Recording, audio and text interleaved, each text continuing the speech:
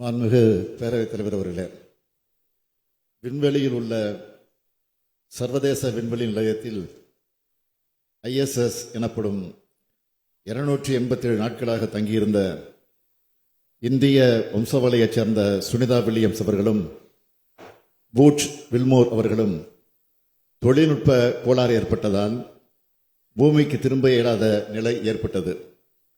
இவர்களது உடல்நிலை பாதிக்கப்படும் எனவும் உயிருக்கு ஆபத்து எனவும் பல தகவல்கள் வெளிவந்தன. இருந்தும் அந்த விண்வெளி மையத்தில் அவர்கள் அயராது தங்களது பணிகளை மேற்கொண்டு வந்தனர். இந்த நிலையில் ஃபால்கான் 9 எனும் ராக்கெட்டுடன் டிராகன் எனும் விண்கலம் அனுப்பப்பட்டு சர்வதேச விண்வெளி நிலையத்தை சென்றடைந்தது. இதன் மூலமாக சுனிதா வில்லியம்ஸ் அவர்களும் பூட்ச் அவர்களும் அங்கிருந்த மேலும் 2 வீரர்களோடு இணைந்து பயணித்து பத்திரமாக புளோரிடா அருகில் கடலில் தரையிறங்கினர்.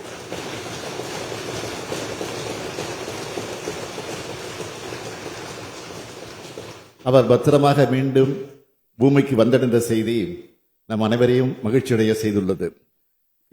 இத்தருணத்தில் சுனிதா வில்லியம்ஸ் அவர்களுக்கும் அவரை பத்திரமாக பூமிக்கு கொண்டு வருவதற்கான அனைத்து முயற்சிகளை மேற்கொண்டவர்களுக்கும் நமது மனமார்ந்த பாராட்டுக்களையும் நன்றியையும் நான் தெரிவித்துக் கொள்கிறேன்.